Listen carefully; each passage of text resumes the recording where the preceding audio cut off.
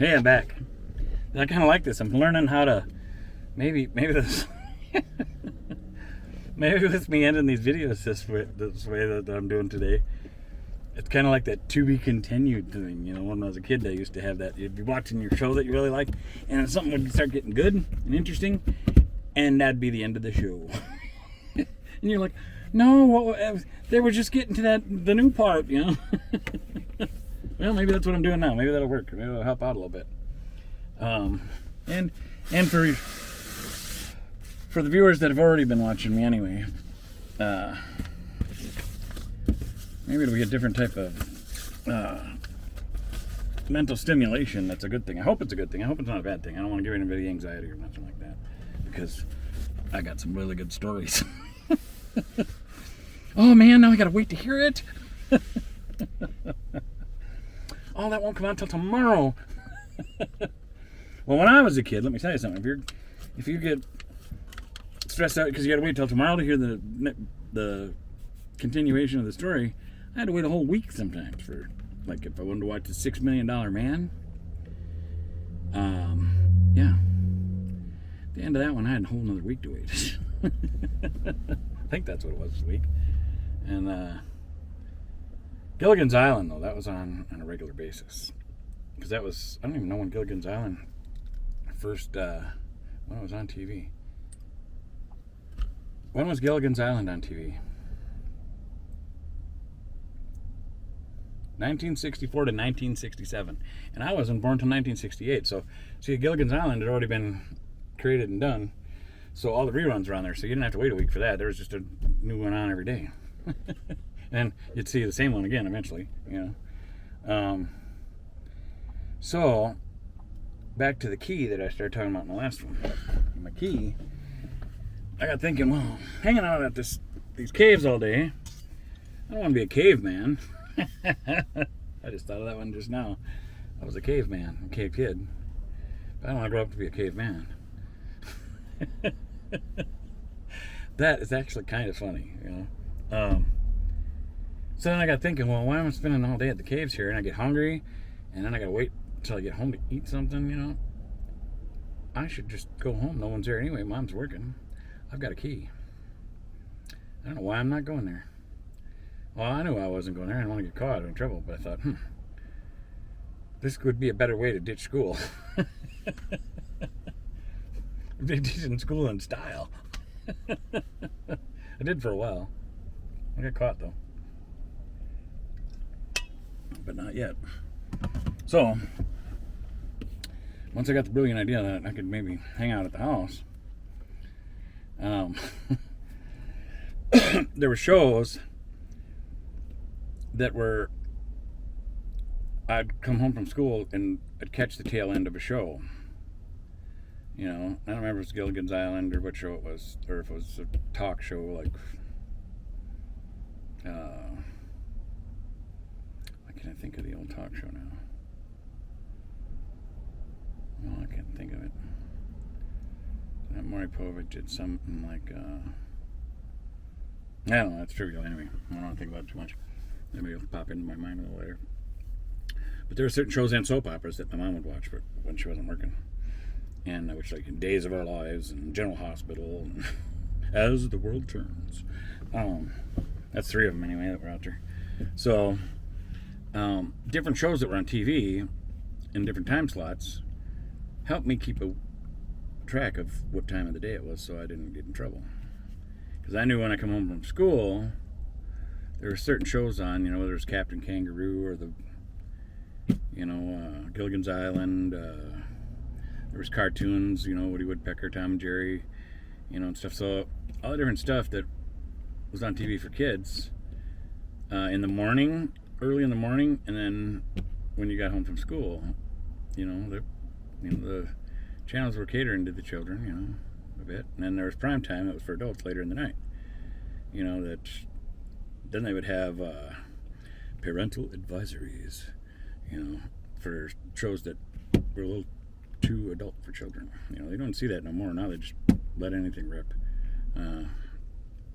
So then it would be up to your parents if they were going to let you watch a parental advisory show, because they warned you ahead of time that, this might have adult situations, or it might be a really scary movie or something, and so they'd get the parental warning ahead of time before those shows, and they just don't do that no more. It's amazing. Things have changed. So I know I'm going a roundabout way to get to my key to ditching school at home. And I had the golden key. None of my other friends, because I was so young, my other friends didn't have keys to their houses. But I was a smart kid. My mom knew it. My mom knew it smart. Plus, she was a single mom. So there was other factors that played into that, So, my first trial, I head out to school. Because my mom, if I remember correctly, Mom would leave for work. I think she might even leave before we went to school.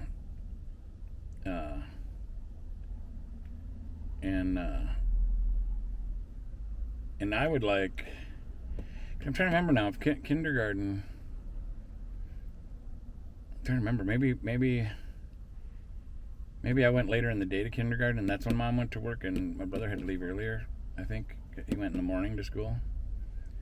And I think that may be how it was in the beginning, because my brother'd get home about the same time. He'd get home the same time from school when school let out. So I would go to school, ditch the patrol, and I'd have to stay hidden so my mom or whatever didn't see me till she left to go to work or whatever. Once I knew the coast was clear, we had a front door and a back door in our apartment, even though it was upstairs. We had 2 doors. The back door was by our stairs going up that led out towards Exchange Street, and then the other door went to the middle of the apartment complex, like that we considered a front door. And it actually might have been the other way around. The other way might have been the front door. No, because the mailboxes on that side. No, I think our front door was on the other side, so that would have been our front door.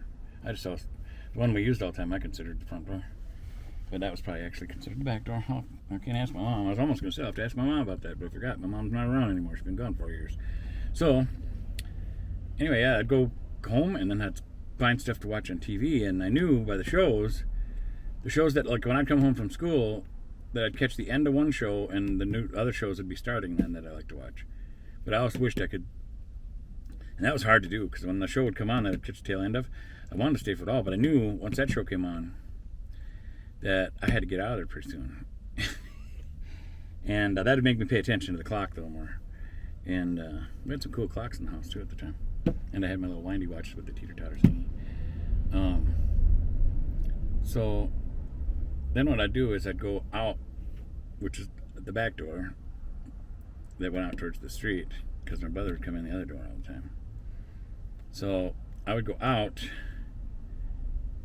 and then I'd walk around the house, around the apartment complex, and I'd watch for the school patrol and stuff, and then come in like I'd just come back from school. And my brother, so for my brother, he just figured I'd been out of school. I just got home from school. And that kind of became a regular routine for me. But what I didn't factor into it was that the school would eventually get a hold of my mom and ask if we moved, or if she took me out of school, or if I was sick or something. And then that's when it happened, I got caught. So I don't know how long I got away with it for. It seemed like I got away with it for a long time, but I probably didn't. I probably only got away with it for so many different days or something like that. I didn't do it every day in a row in the beginning, but then I started doing it every day just because I didn't want to go to school. And I was enjoying my own little program. So I ended up getting caught. My mom was shocked. I mean, who would think that their kindergartner was devious or smart enough to ditch school and have plans and stuff? Oh my. I wonder what my mom thought about all that, I kind of wish she was still around so I could talk to her about this stuff. Because I'd be laughing and she'd be telling me stories. Oh boy. Didn't make it easier for her. That was another thing for her to deal with. My grandpa was around a lot, though. My grandpa would help my mom out a lot.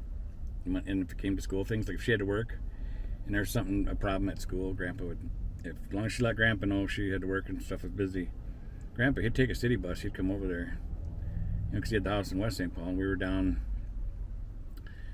down by the Civic Center in St. Paul, not far from that. So he'd just take a city bus over that way and then transfer to another bus to get over to the school, or he'd get there in the morning on a city bus, and then he'd walk to school with me, if he had something to take care of at school, which was very nice of my grandpa. I think I talked about it in another video. I was in a grade school. I think I don't know if I was in second grade or third grade or something. And it was a new school year, and I had a teacher, and his name was Willie P. McCoy. I'll never forget it because he was very stern, and he made sure everybody in that classroom was going to remember his name. That was important to him, that his name was remembered. And he wrote it on the chalkboard. I don't know if it was William, though, but I think Willie P. McCoy is what I remember, so he must have wrote Willie. Or else he wrote William P. McCoy but said, y'all can call me Willie. And, we were kids. We'd joke around and stuff, and he was too stern for how young we were. And my friend, and we talked about something which interrupted him, which he didn't like, so my friend said something, and it was making me laugh, and I was giggling back, and I don't know, we're being kids. But he was very offended by that, so he grabbed my friend and me, made us come up to the front of the class, and he made us hold our hands up, and he took a yardstick and he smacked my friend first across the hand, crack. And I was scared. I was so scared. I might even, I don't know if I wiped myself or not, but I don't think so. But I might have, because that's how scared I was. And he just had a gruffness about him. He let everybody in that classroom know, you will remember my name. He was all very stern. Well, he ended up making me hold my hand out. And when I was holding my hand out, when he went to hit me, I went to pull my hand away. So he hit my hand different. I don't know if he hit my knuckle on the backside, whereas if he was hitting my palm, it probably went to left to mark as much. But because I was pulling my hand away because I didn't want to get hit, I don't know if my hand rotated or what, but the way he hit me definitely left a mark on me. So I was quiet, and I didn't learn nothing that day or nothing. I isolated and shut down because I was scared. So then I went home and I told my mom how I had a new teacher and how I was afraid of him and how he smacked me with the ruler, and told her what happened. She didn't like it because she could tell I was very scared, and I didn't want to go back there. So my mom let my grandpa know, and my grandpa, oh boy, this is olden days, mind you. So this was probably maybe 1973 or something, maybe, I'm gonna guess 74. And my grandpa came down there, went to the school with the Louisville Slugger baseball bat. And I don't remember him carrying it when we went to school, but he must have been carrying it in his other hand because he held my hand while we walked to the school.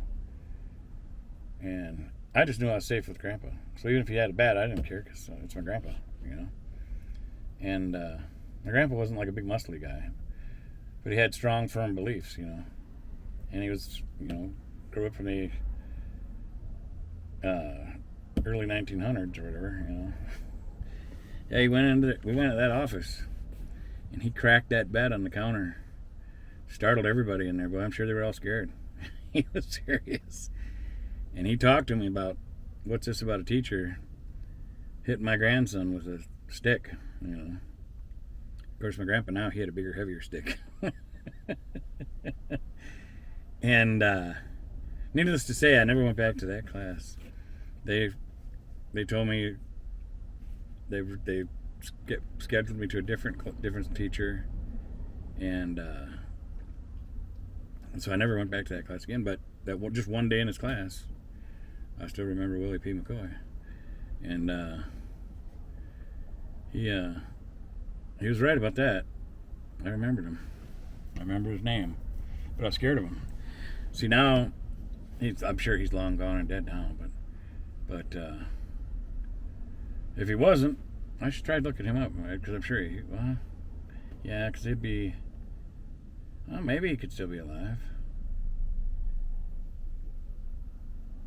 But I'd talk to him now and tell him what I thought, that, the way he was teaching and stuff was wrong, in my opinion. Because there's no way I could learn from him because I was too scared, because of how aggressive he was, or how aggressive he came across. It doesn't mean he's a bad person. He might have been a really good person, but he wanted everybody to fall in line. He was maybe he was raised from a military dad or something. I don't know. But yeah. So needless to say, Grandpa and his Louisville Slugger got me rescheduled to a different class, and that's the end of that story. About me getting busted with the ditching school with my golden key.